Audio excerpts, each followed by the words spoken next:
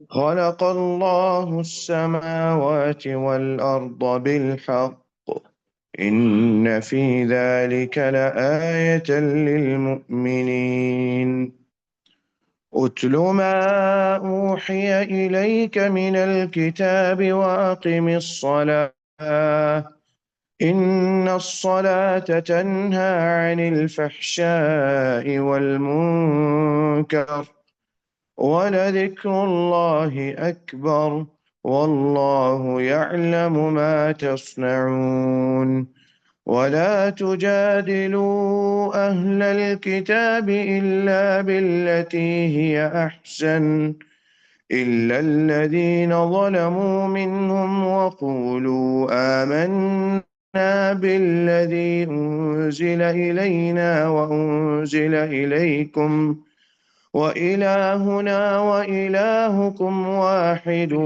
ونحن له مسلمون وكذلك أنزلنا إليك الكتاب فالذين آتيناهم الكتاب يؤمنون به ومن هؤلاء من يؤمن به وما يجحد بآياتنا إلا الكافرون وما كنت تتلو من قبله من كتاب ولا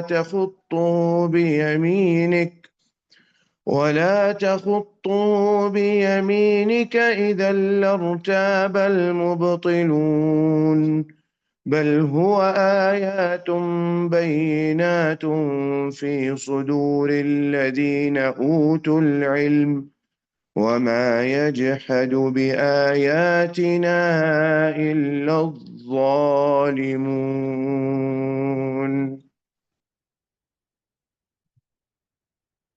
بسم الله الرحمن الرحيم الحمد لله رب العالمين والصلاة والسلام على أشرف الأنبياء والمرسلين نبينا محمد وعلى آله وصحبه أجمعين. اللهم انفعنا بما علمتنا وعلمنا ما ينفعنا وزدنا علما وعملا وتوفيقا برحمتك يا أرحم الراحمين. رب اشرح لي صدري ويسر لي أمري واحلل عقدة من لساني يفقه قولي. گزشتہ آیات کے اندر اللہ تعالیٰ نے عقیدت شرک، اس کی حقیقت اور اس کی اصلیت اور اس کے ظاہری جو مظہر ہے اس کے متعلق اللہ تعالیٰ نے بات فرمائی، اور اس کی حقیقت کو اللہ تعالیٰ نے بڑے اچھے طریقے سے واضح کیا کہ وہ انسانوں کے دل میں بھی اگر ہوتا ہے تو وہ کس طرح ہے، اس کی کیا حقیقت ہے. اور جو چیز اللہ تعالیٰ واضح کرنا چاہ رہے تھے وہ اس عقیدے کی کمزوری کو اللہ تعالیٰ یہاں پہ واضح کر رہے تھے پچھلی آیات کے اندر، اور اللہ تعالیٰ نے مثالوں سے واضح کیا کہ عقیدہ توحید کیا ہے اور عقیدہ شرک کیا ہے. اس کو مثالوں سے اللہ تعالیٰ واضح کر رہے تھے. تو یہاں پر اللہ تعالیٰ آگے ارشاد فرماتے ہیں وَتِلْكَ الْأَمْثَالُ نَضْرِبُهَا لِلنَّاسِ وَمَا يَعْقِلُهَا إِلَّا الْعَالِمُونَ. یہ مثالیں ہیں، وَتِلْكَ اشارہ ہے جو پیچھے گزری ہوئی، وَتِلْكَ الْأَمْثَالُ یہ مثال جو اللہ تعالیٰ نے بیان فرمائی مثالیں، امثال جمع کا صیغہ ہے. جو مثالیں اللہ تعالیٰ نے یہ پیچھے بیان فرمائی ہماری سمجھ کے لیے، ہمیں کچھ بتلانے کے لیے تاکہ ہم لوگ سمجھ سکیں، ہمارے ذہن میں ایک بات بیٹھ جائے. اور یہ اصل میں عرب کا ایک طریقہ تھا، انداز تھا کوئی بھی بات کرنے کا یا کسی بھی بات کو سمجھانے کا، اور اسی طریقے کو اللہ تعالیٰ نے بھی اختیار کیا ان لوگوں کے لیے، ان لوگوں کو سمجھانے کے لیے. اور عام طور پہ بھی کوئی بھی چیز، کوئی بات کسی کو سمجھانی ہو، مثال سے سب سے بہتر وہ آدمی وہ چیز سمجھتا ہے. تو اللہ تعالیٰ نے چونکہ پہلے مخاطب ان آیات کے اور اس قرآن کے سب سے پہلے مخاطب عرب تھے، تو اللہ تعالیٰ نے جو ان کی عادت تھی، جو ان کا طریقہ تھا، اس طریقے پر ان کو اللہ تعالیٰ نے سمجھانے کی کوشش کی. اور بار بار اللہ تعالیٰ نے اس چیز کو دہرایا، سمجھایا. اور یہاں پہ یہ بات اس چیز سے ہمیں پتہ چلتی ہے کہ اگر ہم بھی کسی کو سیدھے راستے پر لانا چاہتے ہیں تو اس کو جیسے اللہ تعالیٰ نے بار بار ہمیں سکھایا، بار بار ہمیں بتلایا، یا بار بار کفار کو، مشرکین کو، جو اللہ تعالیٰ کے مخالف تھے، مخالفین کو بار بار اللہ تعالیٰ نے سمجھایا اور دہرائی وہ بات. اسی طرح ہمارے لیے بھی ضروری ہے کہ اگر ہم کوئی چیز خود سمجھنا چاہتے ہیں تو بار بار اس چیز کو دہرائیں. ایمان مسلمانوں کے لیے اس چیز کا فائدہ یہ ہوگا کہ مسلمان کا ایمان تازہ ہوگا، اور کافر کے لیے یا اس بندے کے لیے جس کا اللہ تعالیٰ پر ایمان نہیں ہے، جس کا الہ پر ایمان نہیں ہے، اس کے لیے یہ بات فائدہ مند اس طرح ہوگی کہ شاید 10ویں بار یا 100ویں بار یا 1000ویں بار جا کے اس کو سمجھ آ جائے آپ کی بات. اور نبی اکرم صلی اللہ علیہ وسلم نے بھی اپنے عمل سے اسی چیز کو بار بار دہرایا اور اسی چیز کو ہمارے سامنے رکھا. نبی اکرم صلی اللہ علیہ وسلم نے جب آپ صلی اللہ علیہ وسلم کی پہلے 3 سال کے بعد آپ صلی اللہ علیہ وسلم کی دعوت، جہری دعوت شروع ہوئی، آپ صلی اللہ علیہ وسلم نے لوگوں کے سامنے اسلام کو رکھا. اس وہاں سے لے کر نبی اکرم صلی اللہ علیہ وسلم کے آخری وقت تک زندگی کو آپ دیکھ لیجئے، کس طرح نبی اکرم صلی اللہ علیہ وسلم بار بار اسی بات کو دہراتے رہے. حدیث کے اندر بھی آپ کو مختلف مثالیں ملیں گی. نبی اکرم صلی اللہ علیہ وسلم نے جس طرح اسلام کو پیش کیا، اسلام کو جس طرح سامنے رکھا، مسلمانوں کا ایک مثال آتی ہے حدیث کے اندر. نبی اکرم صلی اللہ علیہ وسلم صحابہ کرام میں بیٹھے ہوئے تھے، آپ صلی اللہ علیہ وسلم نے صحابہ کرام کو دیکھا کہ میرے پاس بیٹھے ہیں اور توجہ کچھ ان کی میری طرف ہے، تو کیوں نہ ان کو کوئی بات سکھلائی جائے، کوئی بات بتائی جائے. آپ صلی اللہ علیہ وسلم نے ایک مثال بیان کی، اور وہ مثال آپ صلی اللہ علیہ وسلم نے ایک درخت کی بیان کی کہ ایک درخت ہے، لا يسقط ورقها، اس کے کوئی جو پتے ہیں وہ گرتے نہیں ہیں، وہ کھڑا رہتا ہے، طاقتور درخت ہے. وہ مثال بیان کر کے آپ صلی اللہ علیہ وسلم نے صحابہ سے پوچھ لیا کہ بتائیں میرے صحابہ یہ کون سا درخت ہے. صحابہ کرام کہتے ہیں کہ مختلف درختوں کے متعلق ہم نے، چونکہ وہ لوگ مکہ میں رہتے تھے تو نبی اکرم صلی اللہ علیہ وسلم نے جس درخت کیا، وہ مکہ مدینہ میں رہتے تھے، جس درخت کی مثال آپ صلی اللہ علیہ وسلم دے رہے تھے وہ اس علاقے کے باہر کا درخت نہیں ہو سکتا، کیونکہ یہ عقل مندی نہیں تھی کہ ایسی چیز کی مثال دی جاتی جو اس سرزمین کی نہیں ہے. اس کو کیسے سمجھیں گے اس مثال کو؟ صحابہ کرام نے اسی زمین یعنی اس صحرا کے اندر جو درخت، مختلف درخت ہیں اس کے بارے میں کہتے ہیں صحابہ کرام ہم نے مختلف درختوں کے متعلق سوچنا شروع کر دیا کہ فلانا ہے، فلانا ہے، فلانا ہے، فلانا ہے. حضرت عبداللہ بن عمر رضی اللہ تعالی عنہ کہتے ہیں کہ میرے ذہن میں آیا انہا النخلہ، یہ کھجور کا درخت ہے. پھر فرماتے ہیں کہ میں چھوٹا تھا، مجھے شرم آئی کہ میں چھوٹا ہوں، اتنے بڑے بڑے صحابہ کرام موجود ہیں، میں کیوں بات کروں، شاید غلط بھی ہو، یا پھر بڑے لوگ موجود ہیں میں کیوں بات کروں. میں چھوٹا تھا، میں خاموش رہا. جب کسی کے پاس سے جواب نہیں آیا، نبی اکرم صلی اللہ علیہ وسلم نے جواب دیا، کہا کہ انہا النخلہ، یہ کھجور کا درخت ہے. حضرت عبداللہ بن عمر رضی اللہ تعالیٰ عنہ فرماتے ہیں کہ میں وہاں پر مسرت خوشی ہوئی ہوگی کہ میری سمجھ جہاں تک پہنچی تھی اصل میں جواب وہی تھا. اپنے والد کو بتایا، عمر رضی اللہ تعالیٰ عنہ کو. عمر رضی اللہ تعالیٰ عنہ کہتے ہیں کہ کاش تم بتا دیتے، تمہارا وہاں پہ اللہ کے نبی صلی اللہ علیہ وسلم کے سامنے بتلانا مجھے فلانی اور فلانی اس دنیا کی چیز سے زیادہ محبوب تھا. اور وہ اصل میں مثال اللہ تعالیٰ ایک اسلام اور ایک مومن کی دے رہے تھے کہ مومن کی مثال کیا ہے. مومن کی مثال ایسے اور ایسے ہے. مثالیں دے کے، اور بھی مختلف مثالیں آتی ہیں، مثالیں دے کر اسلام کو نبی اکرم صلی اللہ علیہ وسلم نے صحابہ کرام کو بھی سمجھایا، اور آگے نبی اکرم صلی اللہ علیہ وسلم کفار کو بھی مثالیں دے کر سمجھاتے. اللہ تعالیٰ نے بھی کفار کو مثالیں پیش کر کر کے سمجھایا کہ اس طرح دیکھ لیں، اس طرح دیکھ لیں. جیسے کہ سورہ کہف کے اندر ایک معروف مثال ہے، باغ والی مثال آتی ہے کہ جی وہ وَدَخَلَ جَنَّتَهُ وَهُوَ ظَالِمٌ لِنَفْسِهِ، اور اس کے بعد باقی اور بھی مثالیں آتی ہیں سورہ کہف کے اندر اور مختلف صورتوں کے اندر. تو اللہ تعالیٰ نے اس دین کو، اس اسلام کو، اس توحید کو مثالوں کے ذریعے ہمارے سامنے رکھا، کیونکہ مثال ایک ایسی چیز ہے جو کہ عام طور پہ مسئلے کو بیان کرنے کے بعد اگر مثال کے ساتھ جوڑ دیا جائے تو وہ مسئلہ زیادہ اچھی طرح سمجھ آتا ہے. توحید کا مسئلہ شاید ہمارے لیے آسان ہو اس وجہ سے کہ ہماری پرورش اس چیز پر ہوئی، ہماری بچپن سے ہمیں وہ چیز سکھلائی گئی، لیکن اس وقت کے لوگوں میں یہ چیز، اس چیز کو قبول کرنا مشکل ہو رہا تھا. اور اگر کوئی قبول کر بھی رہا تھا تو وہاں پر اس پر ایمان لانا اور اس چیز کا اقرار کرنا وہ ایک بہت بڑی چیز تھی، کہ جس شدت سے اور جن مشکلات سے صحابہ کرام گزر رہے تھے، وہ مشکلات سارے دیکھ رہے تھے، کفار بھی وہ مشکلات دیکھ رہے تھے، اور اس چیز کا اندازہ تھا کہ اگر ہم میں سے بھی کوئی ایمان لے آیا تو انہی مشکلات سے ہمیں گزرنا پڑے گا، انہی پریشانیوں سے ہمیں گزرنا پڑے گا۔ تو یہ اس وقت ایک چھوٹی بات نہیں تھی کہ ایمان لے آتے، تمام لوگوں کے ساتھ ان کے مخالف ہو کر کھڑے ہو جاتے، سردار تھے اور وہ ملوک تھے، وہ بادشاہ تھے، معاملات ان کے ہاتھوں میں تھے، اس دنیا کے معاملات ظاہری طور پر ہاتھوں میں تھے ان لوگوں کے، لیکن اللہ تعالیٰ بھی وہاں پر مسلمانوں کا اور مومنین کا اختبار کرتے ہیں، ان کا امتحان اللہ تعالیٰ لیتے ہیں۔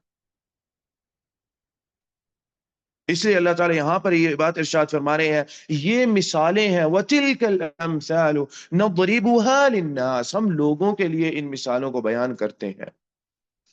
ان مثالوں کی اللہ تعالیٰ کو کوئی ضرورت نہیں ہے، لیکن لوگوں کے لیے مثال اللہ تعالیٰ بیان کرتے ہیں، اور نہ ہی یہ بھی ہم سمجھ لیں اللہ تعالیٰ کو لوگوں کے ایمان کی ضرورت ہے،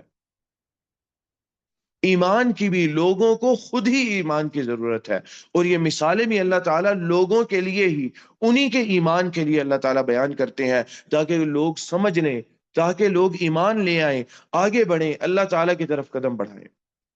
اس لیے اللہ تعالیٰ ارشاد فرماتے ہیں وَمَا يَعْقِلُهَا إِلَّا الْعَالِمُونَ، وَمَا يَعْقِلُهَا، اور نہیں سمجھتے، ہاں اس ہاں کی ضمیر مثالوں کی طرف ہے، مرجع الضمیر مثال ہے، اور ان مثالوں کو نہیں سمجھتے إِلَّا الْعَالِمُونَ، سوائے ان لوگوں کے جو علم رکھتے ہیں، جو سمجھ بوجھ رکھتے ہیں۔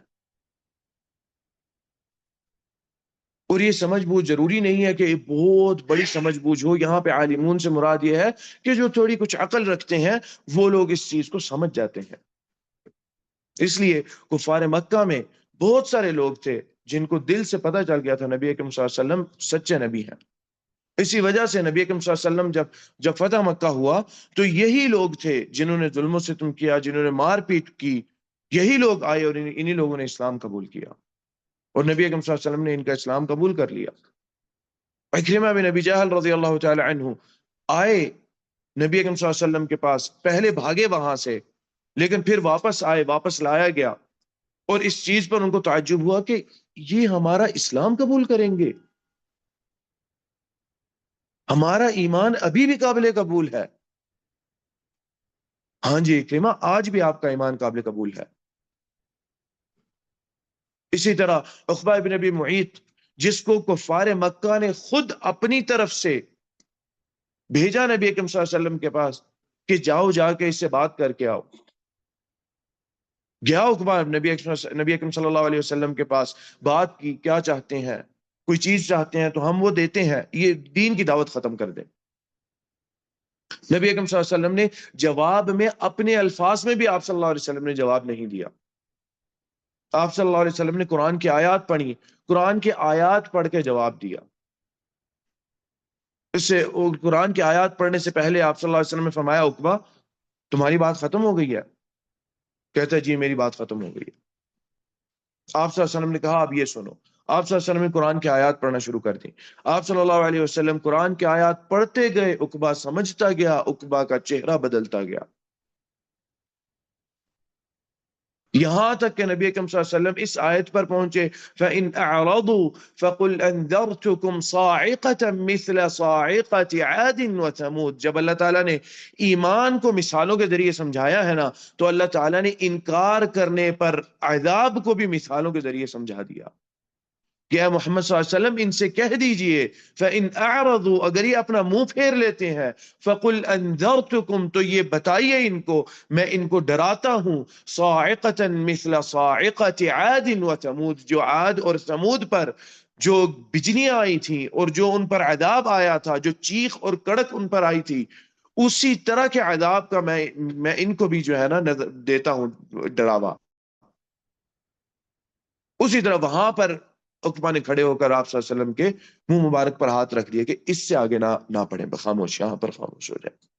کیونکہ عقبہ کو اس بات کا اندازہ تھا، پتا تھا اس بندے کو اس بات کا کہ جو بات ان کی زبان سے نکلے گی وہ کہیں سچی نہ ہو جائے۔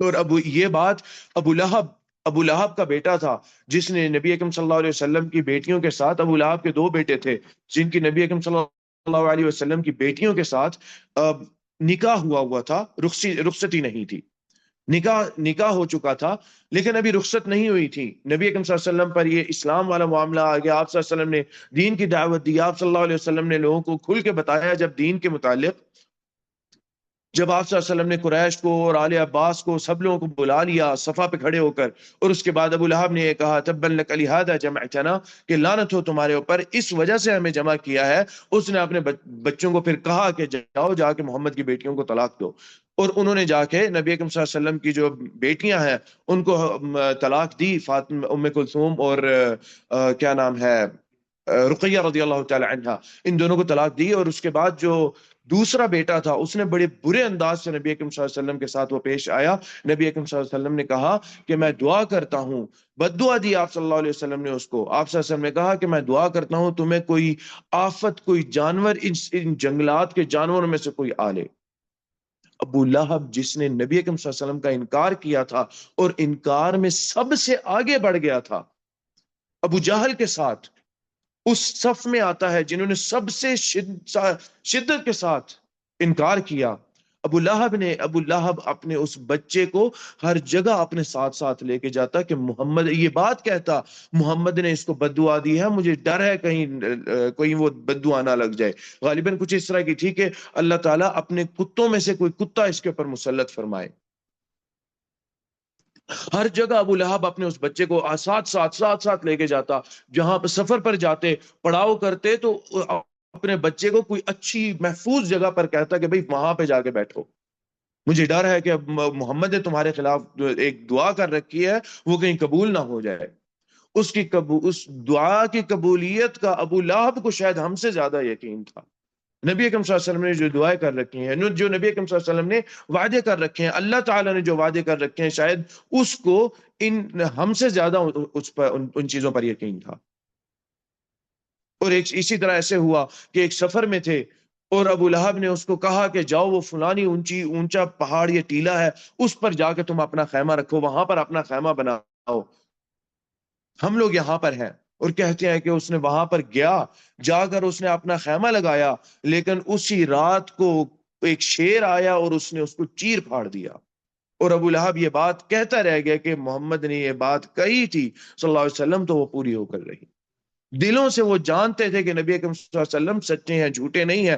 اس لیے عقبہ بھی جب وہ ساری بات کر کے آیا نا، جب نبی اکرم صلی اللہ علیہ وسلم نے وہ اس آیت تک پہنچے فَإِنْ أَعْرَضُوا فَقُلْ أَنذَرْتُكُمْ صَاعِقَةً، عاد و سمود کی جیسا عذاب ان پر لائے تھے ویسا عذاب تمہیں دیں گے۔ اور عاد اور سمود کی مثال اللہ تعالیٰ نے اس لیے مثال یہاں پر بیان کی، اور وہ عقبہ بھی اس وجہ سے سمجھا کیونکہ عاد اور سمود کے کھنڈرات سے ہی گزرتے تھے، اور ان کے واقعات کو ان کو علم تھا آپس میں۔ عرب سے پیچھے، عرب میں انبیاء تو آئے تھے، اور وہ انبیاء اب بات بتاتے چلے آئے تھے، اور اس طرح وہ قصے اور وہ واقعات، ان عذاب کے کھنڈرات کیسے بنے، کون لوگ یہاں پر رہتے تھے، کس طرح تھا، یہ اتنے بڑے بڑے گھر کیوں ہیں، ان کے جسم کیسے تھے، ان کی سوچ کیسی تھی، انبیاء نے وہ باتیں بتائیں، اور تسلسل کے ساتھ آگے وہ باتیں منتقل ہوتی گئیں آبا و اجداد کے ذریعے، یہاں تک کہ ان لوگوں تک پہنچی، اور یہ لوگ جانتے تھے وہاں پر اس عذاب کو اور ان معاملات کو جانتے تھے۔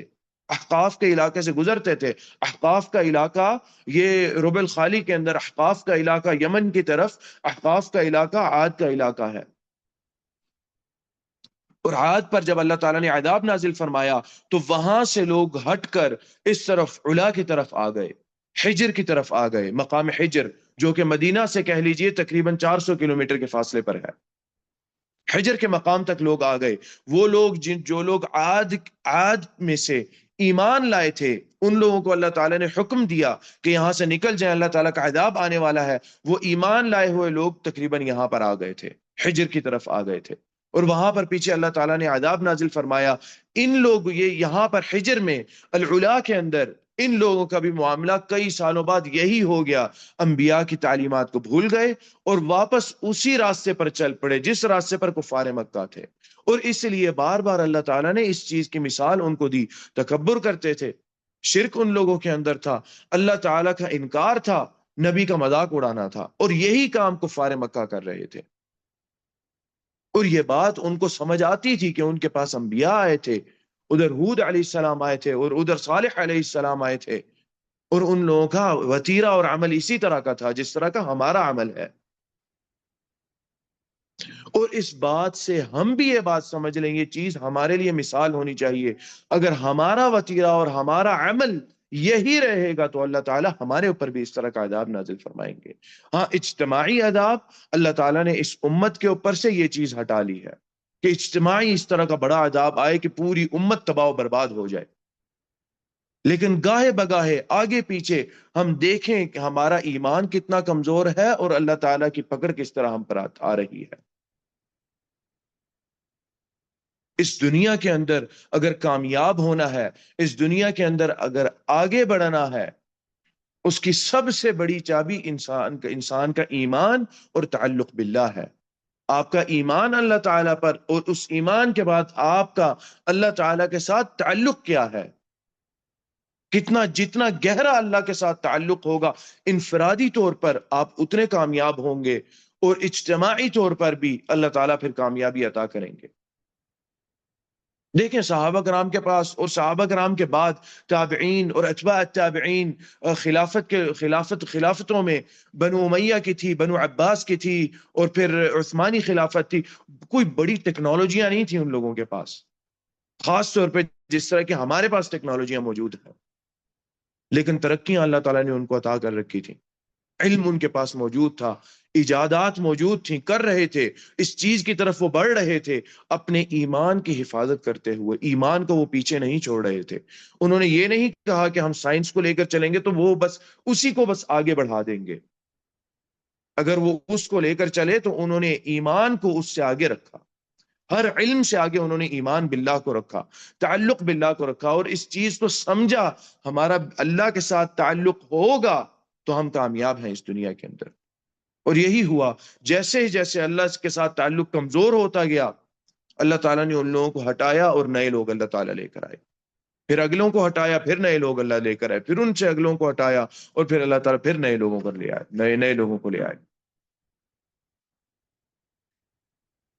مثالوں کے ساتھ اللہ تعالیٰ نے عذاب کو بھی بیان کیا، اور ایمان لانے کے مسئلے کو بھی اللہ تعالیٰ نے مثالوں کے ساتھ بیان کیا کہ شاید کوئی سمجھ جائے، شاید کوئی اس چیز پر ایمان لے آئے۔ اللہ تعالیٰ آگے فرماتے ہیں خلق اللہ السماوات والارض بالحق ان فی ذلک لآیۃ للمؤمنین۔ اب اللہ تعالیٰ آسمان اور زمین کی تخلیق کی ایک مثال دے رہے ہیں، اس چیز کو سامنے رکھ رہے ہیں کہ اللہ تعالیٰ نے آسمان اور زمین کو پیدا کیا بالحق، سچائی کے ساتھ، حقیقت کے ساتھ، اس کے اندر کوئی جھوٹ نہیں ہے، اس کے اندر کوئی دکھلاوا نہیں ہے۔ اللہ تعالیٰ نے ایک سچائی اور حقیقت کے ساتھ پیدا کر دیا، تو جس طرح یہ دنیا ایک حقیقت ہے، اسی طرح اللہ تعالیٰ پر ایمان لانا بھی حقیقت ہے۔ اپنی طرف سے باتیں کر دینا اور اپنی طرف سے گھڑ لینا، نہیں یہ ایسے ہے اور یہ اس طرح ہوگا، یہ اس طرح ہوگا، وہ آپ کو چیز کہیں نہیں لے کر جائے گی۔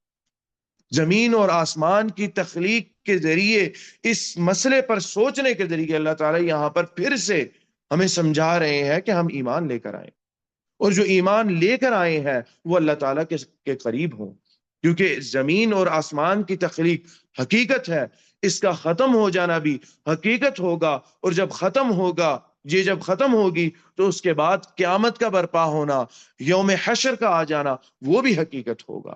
ایمان لانے والے وہاں پر یہ کہیں گے کہ اللہ تعالیٰ کا وعدہ سچ ہوا، اور جو انکار کریں گے وہ انہی آنکھوں سے کھڑے ہو کے یہ کہیں گے کہ یہ کہاں سے آ گیا، یہ کس طرح آ گیا، یہ کیسے آ گیا۔ اور انکار کرنے والوں کو اس کا جواب جیسے وہ مرتے ہیں وہیں پر اس کا جواب ملنا شروع ہو جاتا ہے ان کو، کیونکہ انہوں نے تو انکار کیا ہوا تھا ہر چیز کا۔ جیسے ہی مرے ایک برزخ کی زندگی شروع ہو گئی، وہ زندگی ایسی خوفناک زندگی ہے، ایسی خوفناک زندگی ہے کہ اللہ کے نبی صلی اللہ علیہ وسلم نے اپنی ساری زندگی اس زندگی سے پناہ مانگی ہے۔ حضرت عائشہ رضی اللہ تعالی عنہ فرماتی ہیں کہ اللہ کے نبی صلی اللہ علیہ وسلم نے یہ دعا پڑھنا شروع کی نماز میں التحیات کے اندر، اللہم انی اعوذ بک من عذاب القبر ومن عذاب النار. یہ دعا معروف دعا ہے، ہمارے التحیات کے اندر آتی ہے.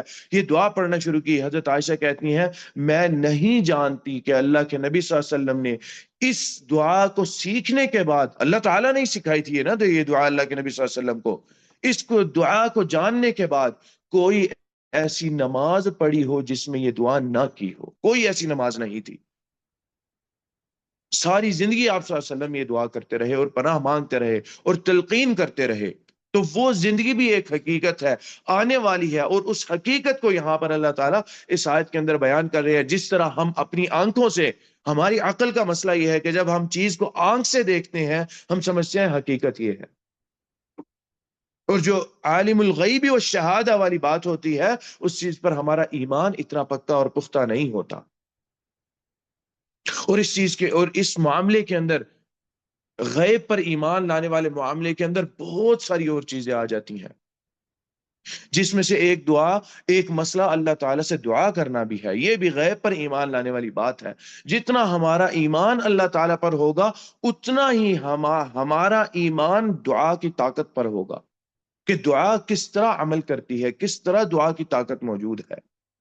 اور وہ بھی ایک حقیقت ہے، اسی طرح اتنی ہی پختہ حقیقت ہے جس طرح یہ آسمان اور زمین کی حقیقت ہے.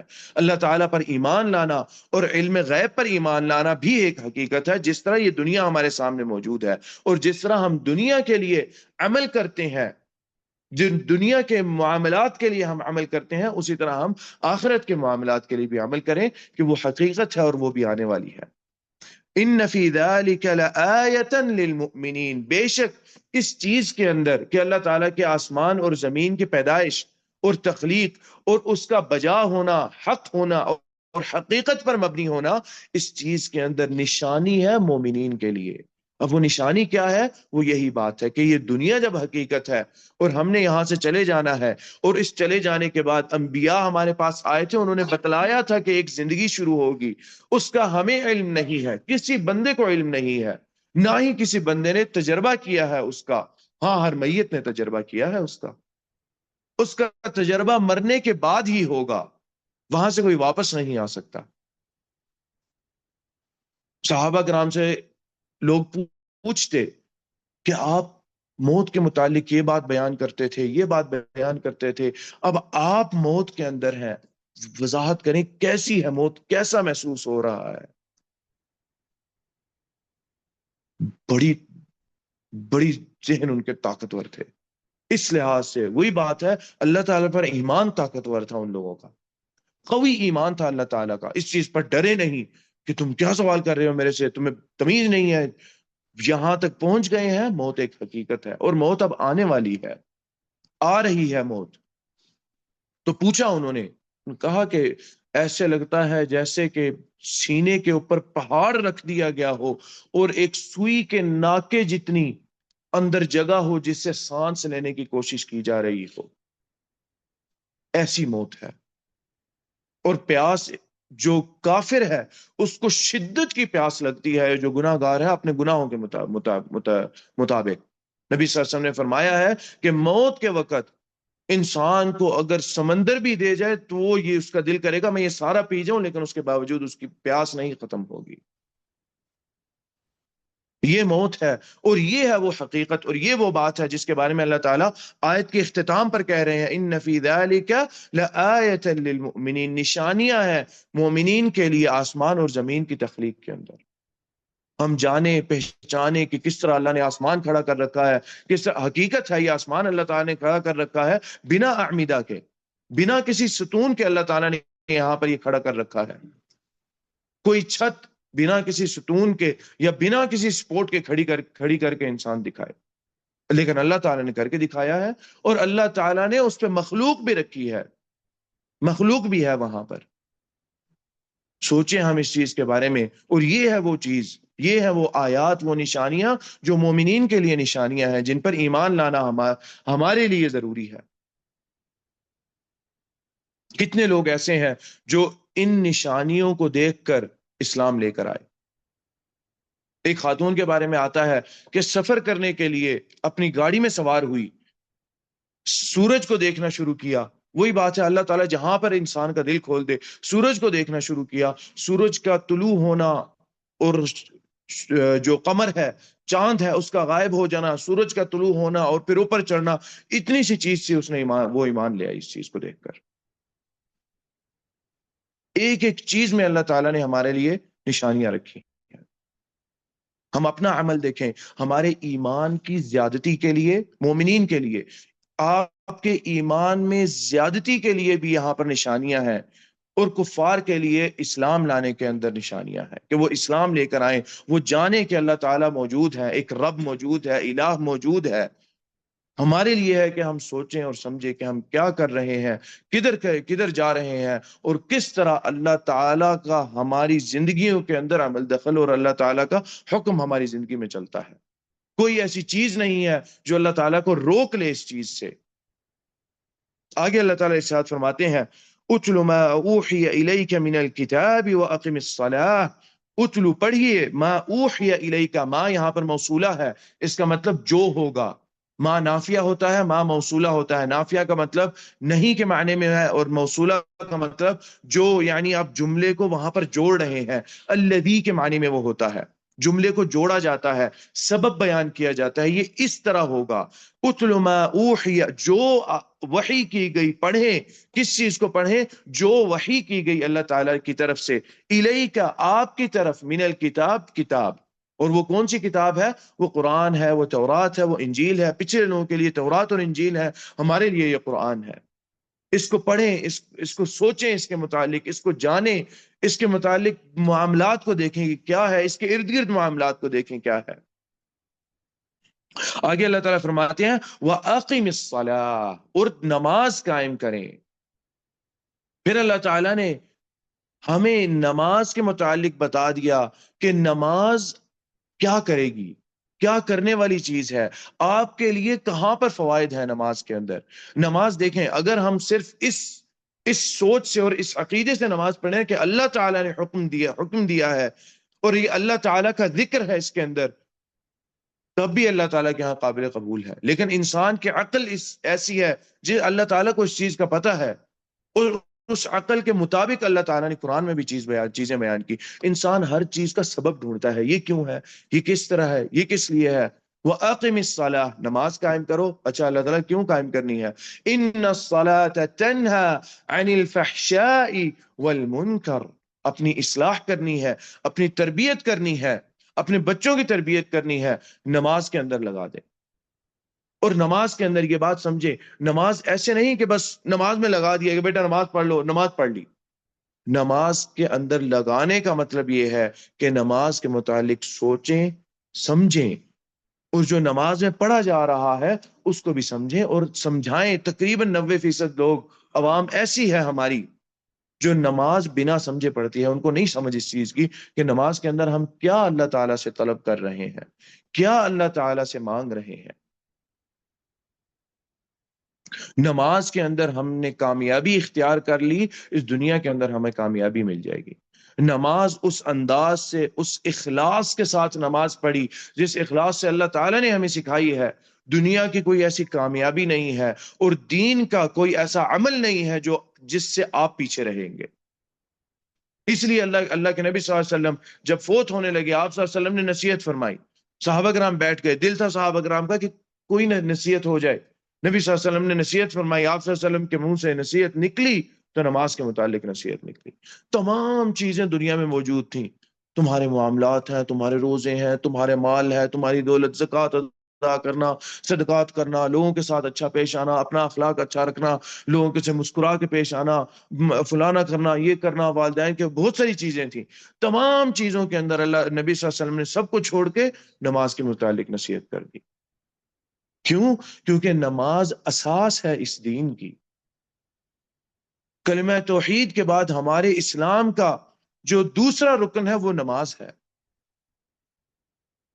آپ صلی اللہ علیہ وسلم فرماتے ہیں الصلاۃ الصلاۃ وما ملکت ایمانکم. دوسری نصیحت نبی صلی اللہ علیہ وسلم نے پہلی نبی نماز کے بارے میں 3 دفعہ آپ صلی اللہ علیہ وسلم نے نماز کے متعلق نصیحت فرمائی، اور اس کے بعد نبی صلی اللہ علیہ وسلم نے یہ نصیحت فرما دی جو تمہارے دائیں ہاتھ کے تحت چیزیں ہیں، جن کی دائیں ہاتھ تمہارے مالک ہیں، اور اس کے اندر تمام لوگوں کے پھر حقوق آ جاتے ہیں، زوجات آ جاتی ہیں، غلام آ جاتے ہیں اگر اس وقت کے مطابق اگر ہم بات کریں، اور بہت ساری، اور آپ انسان کے ہاتھ کے تحت جتنے بھی لوگ ہیں وہ سارے کے سارے لوگ آ جاتے ہیں. اگر انسان باس ہے، اگر انسان مینیجر ہے، اگر جو بھی ہے، وہ تمام چیزیں، وہ حقوق انسان کے تحت آ جاتے ہیں. تو پہلی نصیحت نماز کی، دوسری نصیحت اللہ تعالیٰ نے حقوق کی کر دی. لیکن یہ بات ذہن میں رکھیں، یہاں پر آیت سے نبی صلی اللہ علیہ وسلم کی حدیث سے پتہ چلتا ہے دونوں چیزیں ساتھ لے کر چلیں گے تو مکمل کامیابی ہے. صرف نماز ہوگی اور انسان کا اخلاق برا ہے، انسان کے معاملات اچھے نہیں ہیں لوگوں کے ساتھ، حقوق کے ادا نہیں انسان کر رہا، انسان کی مکمل کامیابی نہیں ہے. اور اگر انسان توجہ ساری اخلاق کی طرف دے دے، ساری معاملات کی طرف توجہ دے دے، اور کہ اللہ تعالیٰ غفور رحیم ہے، اللہ تعالیٰ معاف فرمائیں گے، اس طرح اللہ تعالیٰ معاف نہیں فرمائیں گے. اس طرح تو ہم نے اللہ تعالیٰ کو فار گرانٹیڈ لیا، ہم نے اللہ تعالیٰ کو تھوڑا چھوٹا سمجھ لیا کہ نہیں نہیں یہ تو اللہ کے، یہ ہو جائے گا، یہ ہو جائے گا، یہ کریں پہلے. یہ تو اللہ تعالیٰ کی بے عزتی ہو گئی، اللہ تعالیٰ کا مذاق اڑانا ہو گیا. اللہ وہی بات ہے وما قدر اللہ حق قدری، ہم نے اللہ تعالیٰ کی قدر ہی نہیں کی جس طرح اللہ تعالیٰ کی قدر کرنے کا حق ہے. اور جب ہم قیامت کے دن دیکھیں گے نا تو تمنا کریں گے کہ کاش ہم اللہ تعالیٰ کی قدر اسی طرح کرتے جس طرح اللہ تعالیٰ کا حق ہے قدر کرنے کا ہمارے اوپر، جس طرح حق ہے ہمارے اوپر کہ ہم اللہ تعالیٰ کی قدر کریں. اور اللہ تعالیٰ کی قدر کرنے میں سب سے پہلی بات اللہ تعالیٰ کی عبادت آتی ہے، معاملات بعد میں آتے ہیں. نبی صلی اللہ علیہ وسلم نے بھی نصیحت کی عبادت پہلے لائے پھر معاملات لائے، لیکن دونوں کو جوڑ کے چلنا ہے. صرف عبادت کافی نہیں ہے، کیونکہ وہ عبادت اس کے اندر اللہ تعالیٰ شاید قابل قبول بھی نہ ہو اگر ہمارے معاملات برے ہیں. اگر ہمارے معاملات برے ہیں تو شاید ہم اس عبادت میں وہ اخلاص بھی نہ پیدا کر سکیں جو اخلاص اللہ تعالیٰ چاہتے ہیں، جو نبی اکرم صلی اللہ علیہ وسلم چاہتے تھے کہ یہ اخلاص پیدا کیا جائے، یہ چیز پیدا کیا جائے جو نبی اکرم صلی اللہ علیہ وسلم صحابہ کی تربیت کر کے گئے تھے. جب ہم یہ بات کہتے ہیں کہ نماز میں وہ چیز محسوس نہیں ہوتی، صحابہ کرام کے متعلق پڑھیں، صحابہ کرام کس انداز سے نماز پڑھتے ہیں. سلف کے بارے میں آتا ہے، ایک سلف وہ کہتے ہیں کہ میں نماز پڑھ رہا تھا، بلکہ کسی اور نے ان کے متعلق یہ بات بیان کی کہ یہ نماز پڑھ رہے تھے، زلزلہ آیا، لوگ بھاگ گئے، مسجد سے لوگ نکل گئے، یہ کھڑے رہے، نماز پڑھتے رہے. لوگوں نے ان سے آ کے پوچھا آپ کو کچھ محسوس نہیں ہوا؟ جب انہوں نے دیکھا آنکھ کھول کے تو کہتے ہیں یہ ہوا کیا ہوا ہے؟ کہتے ہیں آپ کو محسوس نہیں ہوا زلزلہ آیا تھا؟ کہتے ہیں نہیں مجھے نہیں محسوس ہوا. یہ احساس کہاں سے تھا؟ یہ کیسی نماز تھی؟ ہماری نماز ایک چھوٹی سی حرکت کی مار ہے، چھوٹی سی خارش کی مار ہے ہماری نماز. ہمیں اتنی شدت کے ساتھ وہ خارش محسوس ہوتی ہے کہ وہ کیے بنا ہم اس میں رہ نہیں سکتے. ایسی بات نہیں ہے کہ نماز میں حرکت نہیں کی جا سکتی، کی جا سکتی ہے، لیکن میں ایک وہ اعلیٰ مقام بتا رہا ہوں، یا وہ ہم ڈھونڈیں. میں سب سے پہلے اس چیز کے اندر آتا ہوں کہ وہ مجھے چاہیے، وہ کہاں پر ہے وہ مقام، کیسے وہ مقام ملے گا.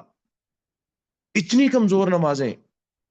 اللہ تعالیٰ تو بار بار نصیحت فرما رہے ہیں، نبی اکرم صلی اللہ علیہ وسلم نے نماز کے متعلق جو احکامات بیان کیے، جو فضائل نماز کے متعلق بیان کیے، شاید ہی کوئی دوسری عبادات ہوں جس کے ایسے فضائل نبی اکرم صلی اللہ علیہ وسلم نے اتنے بیان کیے ہوں.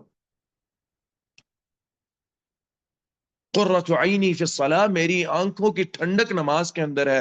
پریشانی ہوتی نماز پڑھنے چلے جاتے، لوگوں کے ساتھ دشمنی ہوتی نماز پڑھنے چلے جاتے، لوگوں کے ساتھ معاملات خراب ہوتے نماز پڑھنے چلے جاتے. آپ صلی اللہ علیہ وسلم نے ہر مسئلے کا حل اپنی نماز کے اندر رکھا ہوا تھا. اور یہ مطلب نہیں ہے کہ صرف نماز پڑھیں اور پھر اپنی عقل بند کر کے بیٹھ جائیں.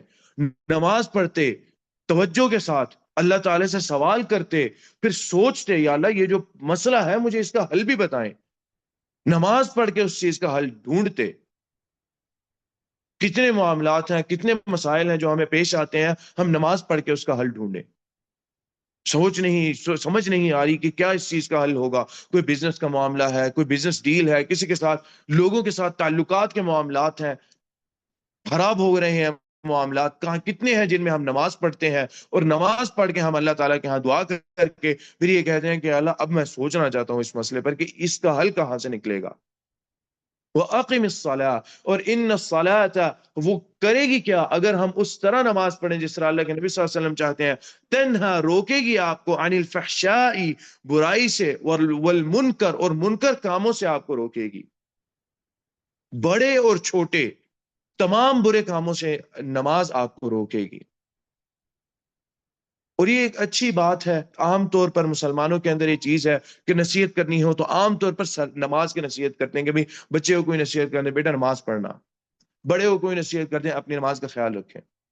یہ چھوٹی بات نہیں ہے، چونکہ یہ عام اور معروف ہو گئی ہے چیز، تو ہم اس کو تھوڑا چھوٹا سمجھنے لگتے ہیں. بلکہ کئی جگہ پہ لوگ پتہ نہیں نصیحت کے بارے میں پوچھا تھا، یہ پتہ نہیں کیا کہہ دیا، نماز تو پڑھتے ہی ہیں. کوئی زندگی کے متعلق بات بتاتے، بیٹا اب مستقبل ایسا ہوگا، یہ کرنا ہے، فلانی ڈیلیں کرنی ہے، اس طرح لے کر چلنا ہے اپنی زندگی کو ایسے. نماز پڑھیں، وہ سارا اللہ تعالیٰ سے اپنے آپ سکھائیں گے انسان کو. اپنے آپ وہ سوچ دیں گے کہ میں نے کیسے سیکھنا ہے. شاید اللہ تعالیٰ وہ ہمیں وہ چیز دے دیں جو ہم پڑھیں اور زندگی کے معاملات ہم اس انداز سے سیکھیں. سبب کیا ہوگا؟ نماز ہوگی. ایسا بندہ دے دیں جو بندہ تعلیم دے ان دنیاوی امور اور ان باقی معاملات کی. وہ کس وجہ سے ہوگا؟ نماز کی وجہ سے ہوگا. بہت ساری چیزیں ہیں جن کا تعلق صرف نماز کے ساتھ ہے، اور ہمارا برائی سے رک جانے کے ساتھ ہے. برائی سے رک جائیں. اساس ہمارا گول کیا ہے، ہمارا ہدف کیا ہے؟ ہم نے برائی سے رکنا ہے. برائی سے رکنا ہے، نماز پڑھ لیں. نماز پڑھیں گے، دنیا کی کامیابی ساتھ ہی آ جائے گی. اس سارے دائرے کو ہم بھول جاتے ہیں. ہم برائیوں پر رہتے ہیں، نماز کمزور رکھتے ہیں، دنیا کی کامیابی ہمیں چاہیے، اور پھر ہم کہتے ہیں اللہ تعالیٰ غفور رحیم ہے، معاف کریں گے اللہ تعالیٰ. اللہ تعالیٰ بڑے عظیم ہیں، بہت بڑے ہیں. یہی تو بات ہے، ہم سمجھیں عظیم ہے اللہ تعالیٰ. اللہ تعالیٰ بہت بڑے ہیں. ہم نے کر کیا دیا ہے اپنے ایمان کے ساتھ اللہ تعالیٰ کے معاملے میں؟ وَلَذِكْرُ اللَّهِ أَكْبَرُ، اور اللہ تعالیٰ کا ذکر بڑا ہے، اونچا ہے، اعلیٰ ہے، ارفع ہے. یہاں پر ایک طرح سے نصیحت کر رہے ہیں کہ بھئی اللہ کا ذکر بھی کرو. یہ آیت اللہ تعالیٰ ان معاملات میں اللہ تعالیٰ نے نازل فرمائی جہاں پر مسلمانوں کو شدید مزاحمت کا شکار تھے مسلمان. اللہ تعالیٰ نے پچھلی آیات کے اندر اگر دیکھیں تو اخلاقی معاملات، انسان کے کردار کو اللہ تعالیٰ نے ٹھیک کیا کہ ان کو ٹھیک کرو. وہ ٹھیک ہوئے، اس کے بعد اللہ تعالیٰ عملی چیزوں کی طرف گئے. کیونکہ جب عملی معاملات شروع ہونے تھے تو مسلمانوں پر کفار کی طرف سے سختیاں آنی تھیں. اگر ہم اخلاقی طور پر طاقتور نہیں تھے تو ان مشکلات کا سامنا شاید نہ کر پاتے. صحابہ کرام کے بارے متعلق یعنی اس طرح اللہ تعالیٰ نے تربیت فرمائی ان کی کہ پہلے اندر سے ان کو طاقتور کیا، اس کے بعد ان کو کہا کہ نماز ساتھ تھی، وہ معاملات ساتھ تھے.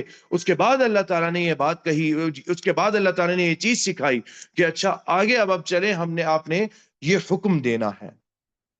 امر بالمعروف و نہی عن المنکر کا اگلا اسٹیپ آیا. پہلے اپنی اصلاح کرنی ہے، اپنے آپ کو طاقتور بنانا ہے تاکہ مشکلات اگر آئیں تو ان کا انسان سامنا کر سکے.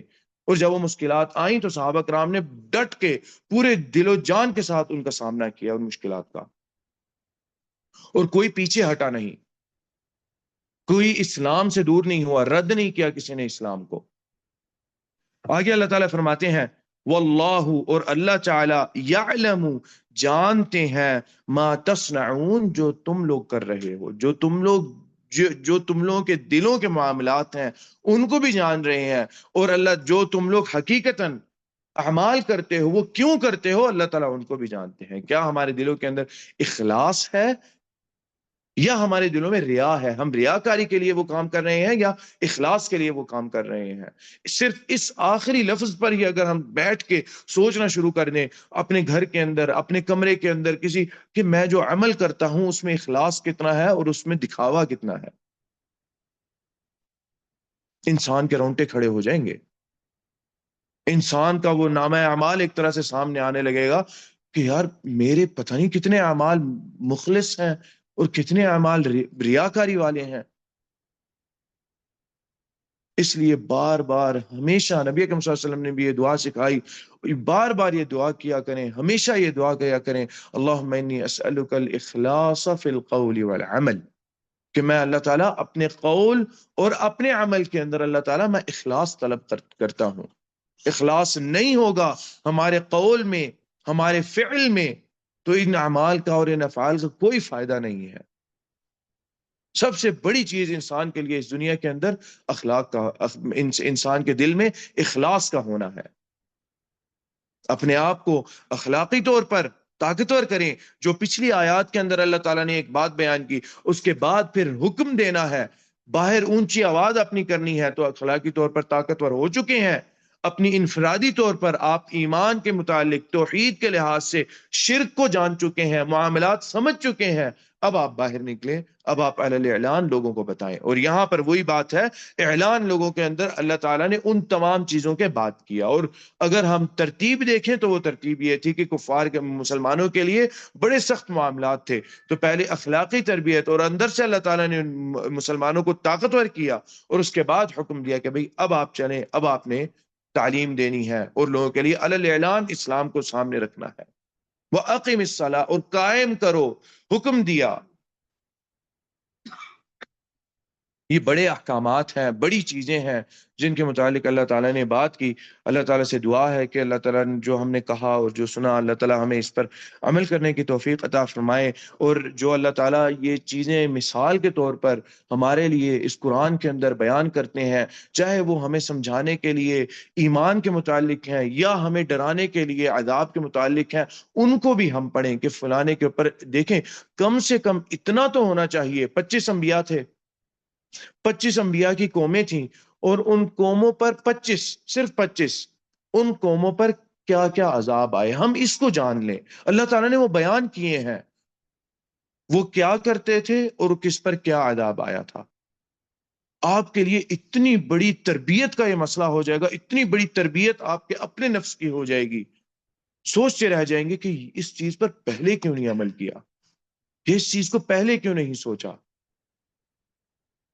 کون سے نبی تھے، کیا قوم تھی، ان کی کیا غلطی تھی، اور اللہ تعالیٰ نے ان کو کیسے ختم کیا، ان کے ساتھ اللہ تعالیٰ نے کیسا عذاب اللہ تعالیٰ نے ان پر نازل فرمایا۔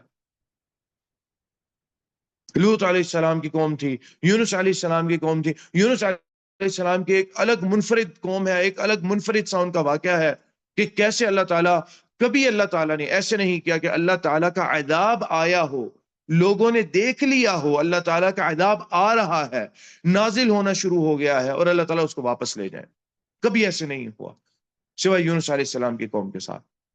ان کا کیا عمل تھا، انہوں نے کیا غلطی کی، اور اللہ تعالیٰ نے ان کے ساتھ یہ معاملہ کیوں کیا کہ عذاب دکھا دیا ان کو، یہ ہے عذاب، دکھانے کے بعد اللہ تعالیٰ عذاب واپس لے گئے۔